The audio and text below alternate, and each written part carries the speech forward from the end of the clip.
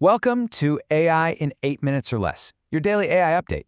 Today we're diving into what has to be one of the most jam-packed weeks ever in the Bittensor ecosystem. And I'm not kidding.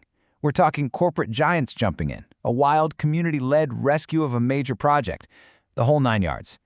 The pace of what's happening is just, well, explosive. So check this out. In just 7 days, the network's biggest AI subnet got a total rebrand. After a huge crisis, they drafted a completely new way to handle governance, landed deals with heavy hitters like PwC and Intel, and rolled out the kind of financial plumbing that lets the big institutions get involved. It's a ton to get through, so let's just jump right in. All right, so first up is a pretty incredible comeback story. This is all about Subnet 3, which is kind of the network's star AI training project, and how the community literally pulled it back from the brink of collapse. To really get how big a deal this was, you need a little backstory.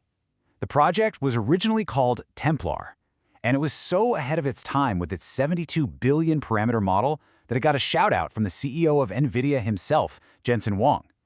I mean, that's a huge seal of approval and a signal that this thing had serious potential. But then all that momentum just hit a brick wall. The founder basically walked away from the project, which put the whole community in a really tough spot. The problem was, he still held the keys to the kingdom, So a massive cloud of uncertainty just hung over everything. So what happened? Well, the community didn't just throw in the towel. No way. They rallied together and rebranded the project from Templar to Teutonic. It was a really powerful move that basically shouted to the world, this is ours now and we're ready for a fresh start. And they backed it up with action, immediately. Their very first project under the new banner was Teutonic 1, a successful 1 billion parameter training run. Now, this wasn't just about the tech. This was a statement. It proved to everyone that the project was back online and ready to build. And they didn't waste any time. Right after that, they kicked off their next big push, Teutonic 3. This one more than triples the model's size to 3.3 billion parameters. And why does that matter? Well, think of it this way. More parameters means the AI can learn more complex patterns, which leads to much smarter, higher quality results. It's a major leap forward. So that whole crisis with Subnet 3, it really showed a weak spot in how the network was governed. In response, the community got to work fast to cook up a new system so that something like that could never, ever happen again. The solution they came up with is a proposal called BIT-001, or just conviction. The whole idea is simple but brilliant. It ties subnet ownership directly to how committed you are to the project long-term. It's all about making sure owners have real skin in the game. And here's a look at how it actually works. First, owners have to lock up their tokens. The longer they commit to locking them, the higher their conviction score goes. Simple enough, right? The owner with the highest score keeps control of the subnet. What's really cool is that big token holders, the whales, can actually lend their score to owners they believe in, which creates this system where the most dedicated and trusted people rise to the top. Okay, so with a stronger set of rules taking shape, the network can get back to what it's really good at, creating this incredible, competitive environment. And that's led to a whole wave of new projects and reward pools popping up, all designed to just supercharge innovation. I mean, a perfect example is Subnet 15. They launched a competition with an $85,000 prize pool to build the best AI shopping agents. That's a serious incentive for developers to come in and build useful stuff that people can actually use. And Oro was just the tip of the iceberg. In that same week, a bunch of other competitions went live. You've got BabbleBit testing new ways to reward people, and even Metanovela Labs running a competition for decentralized drug discovery.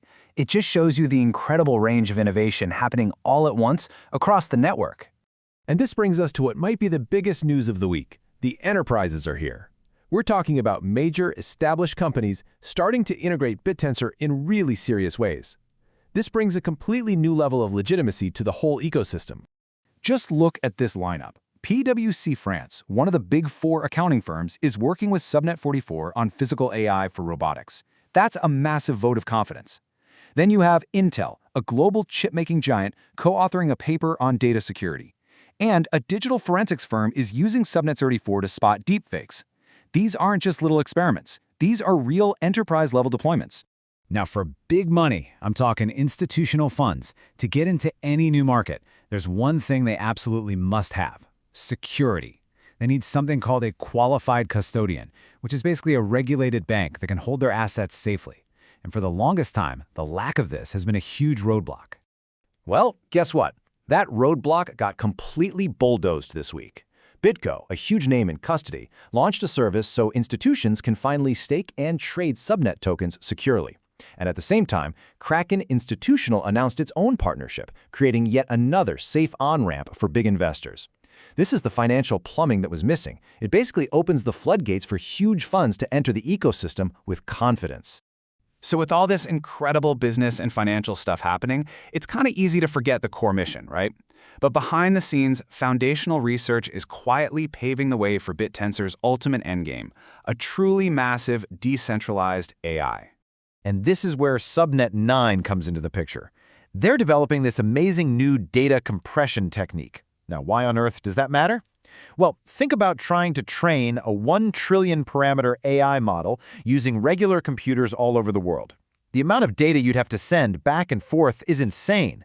You simply can't do it without solving this data bottleneck first. This research is absolutely fundamental to the network's long-term vision.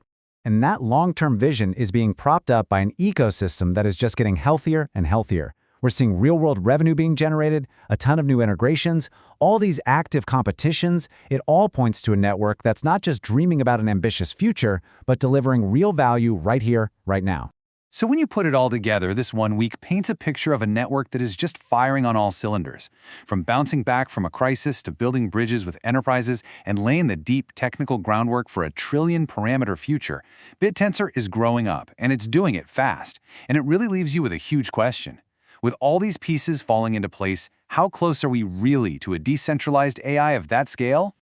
If you enjoyed this, subscribe to AI in 8 minutes and never miss what matters.